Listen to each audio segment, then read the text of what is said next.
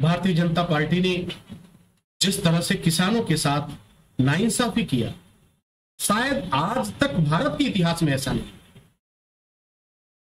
Bharatiya Janata party के लोगों को जनता का दर्द नहीं दिखाई देता, किसानों का दर्द नहीं दिखाई देता, उन्हें सिर्फ कुर्सी दिखाई देती है।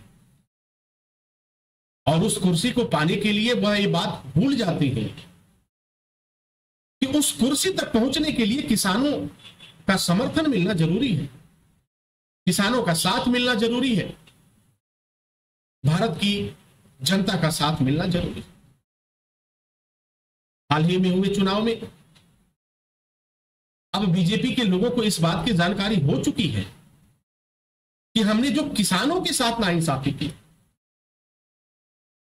हमने जब किसानों के साथ जो अत्याचार किया, उसका परिणाम मिल गया। प्रभु श्री राम ने उसका दंड आपको दे दिया, हनुमान जी महाराज ने उसका दंड आपको दे दिया, फिर भी आंखें नहीं खुलती, तो ये आपका दुर्भाग्य ही है। मैं ये भी नहीं कह सकता आपका सौभाग्य ही है। लेकिन जिस तरह से राष्ट्रीय जनसेवा पार्टी किसानों के बीच में गई, किसानों के दर्द को समझा, किसानों ने जिस तरह से अपना आशीर्वाद दिया, राष्ट्रीय जनसेवा पार्टी विवश हो गई कि आने वाले समय में वह अपनी सहभागिता निभाएगी। हम किसानों के साथ हैं, हम उस हर गरीब के साथ हैं जिसे किसी न किसी वजह से प्रताड़ित किया जाता है।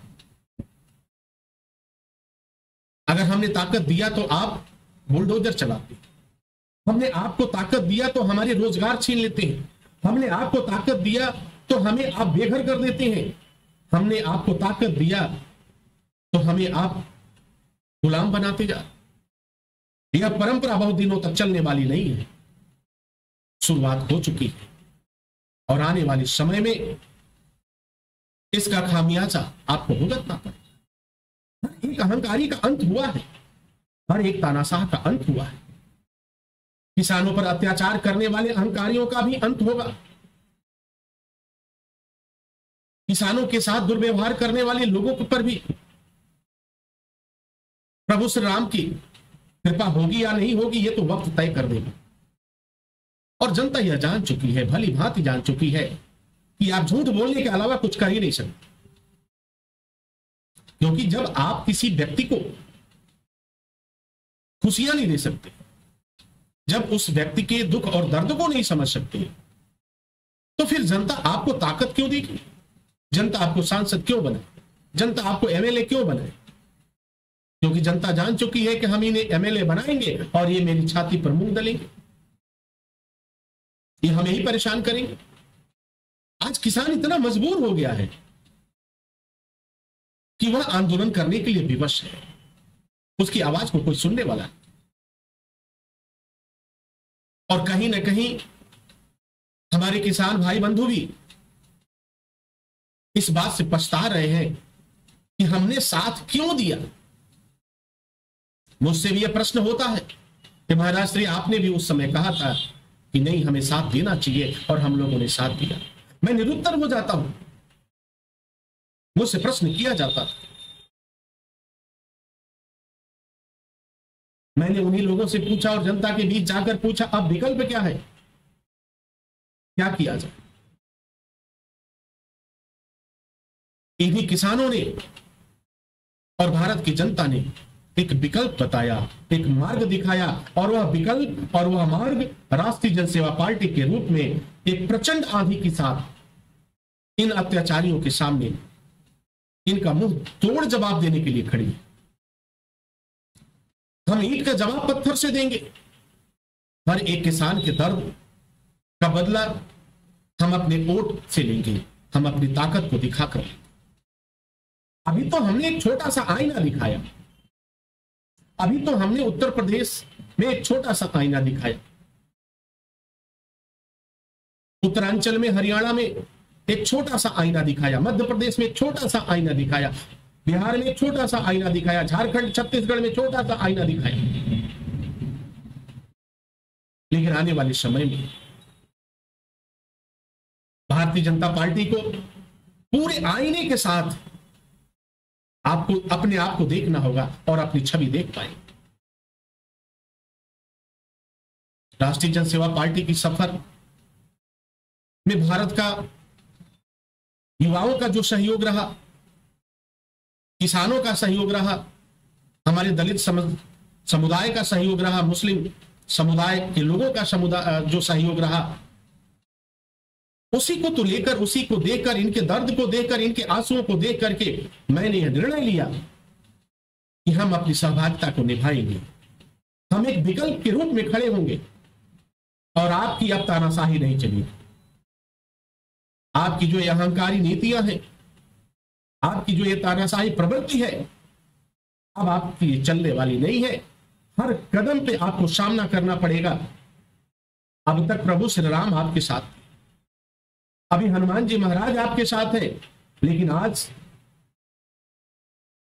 प्रभु श्री राम, भगवान भोलेनाथ और हनुमान जी महाराज का जो आशीर्वाद है वो किसानों के साथ है, वो मजलूमों के साथ है, वो भारत की जो मजबूर लोग हैं उनके साथ है, और राष्ट्रीय जनसेवा पार्टी के साथ। ये तो वक्त तय करेगा आने वाले समय में इसे क्या मिलता है, किसकी झोली में क्या मिलता है। आने वाले समय में क्या होगा क्या नहीं, इसके बारे में मैं नहीं कहता। मुझे इतना भरोसा है कि जो मैंने किसानों को भरोसा दिलाया, जो मैंने भारत के बेरोजगारों को भरोसा दिलाया, उनका विश्वास कभी मैं टूटने नहीं दूंगा। दलित समुदाय, दलित वर्ग के लोगों का विश्वास कभी टूटेगा नहीं। मुस्लिम समाज के लोगों के आंखों में कभी दर्द नहीं आएगा, कभी आंसू नहीं आएगा। कभी ब्राह्मण, क्षत्रिय और वैश्य समाज के लोग विवश नहीं होंगे, उनकी हत्याएं नहीं होगी, उन्हें जेल में नहीं डाला जाएगा, झूठे मुकदमे में नहीं फंसाया जाएगा। इस बात की गारंटी देती है राष्ट्रीय जनसेवा पार्टी। हम पूरे तन मन धन से राष्ट्रहित के लिए समर्पित हैं और राष्ट्रहित के लिए सेवा करते रहेंगे। जनसेवा, जनता की सेवा इस पार्टी का मुख्य उद्देश्य है। राष्ट्र धर्म के लिए यह पार्टी शुरू से संघर्ष करती आ रही है और आने वाले समय में भी संघर्ष करती रहेगी। हर भ्रष्टाचार का मुंहतोड़ जवाब देगी, हर अहंकारी को मुंहतोड़ जवाब देगी, हर तानाशाही और तानाशाह के सामने राष्ट्रीय जनसेवा पार्टी समस्त भारत की जनता के साथ एक प्रचंड चट्टान बनकर खड़ी रहेगी। अब किसी अत्याचारियों की एक भी नहीं चलेगी। कोई भी व्यक्ति हिंदू और मुस्लिम के नाम पर लड़ा नहीं सकता। कोई भी व्यक्ति हमें आपस में लड़ाने के लिए विवश नहीं कर सकता, क्योंकि हम समझ चुके हैं और परमपिता परमेश्वर ने, ऊपर वाले ने ईश्वर को दो कान इसीलिए दिया कि इससे सुनना, इसे निकाल देना है। हमें क्यों लड़ना? जब ऊपर वाले ने कोई भेद नहीं किया तो फिर हम भेद क्यों करें? हम बात तो करते हैं एकता और अखंडता की, हम बात तो करते हैं भाईचारे की, लेकिन उसके पीछे का जो राज है वो काफी भयानक है, काफी डरावना है। जो मौत से शुरू होती है, हत्याओं का दौर गुजरता है, बर्बादी होती है, परिवार को तोड़ा जाता है, विवश किया जाता है, और इसे ही तो कहते हैं भ्रष्ट राजनीति और आज के कलयुग की राजनीति। आने वाले समय में जो होगा वह अच्छा ही होगा, क्योंकि भगवत गीता में भगवान श्री कृष्ण ने कहा है जो हुआ वह अच्छा हुआ, जो होने वाला है वो भी अच्छा होगा, जो बीत चुका वो भी अच्छा है। क्यों चिंता करते हो? परिवर्तन तो संसार का नियम है और परिवर्तन होता रहेगा, और इस परिवर्तन की आंधी को दुनिया का कोई भी अहंकारी नहीं रोक सकता, दुनिया का कोई भी तानाशाह नहीं रोक सकता, क्योंकि यह आंधी दुख की आंधी है, यह आंधी बेरोजगारी की आंधी है, यह आंधी पापी पेट की सवाल की आंधी है, व्यवस्था की आंधी है, किसानों की व्यवस्था की आंधी।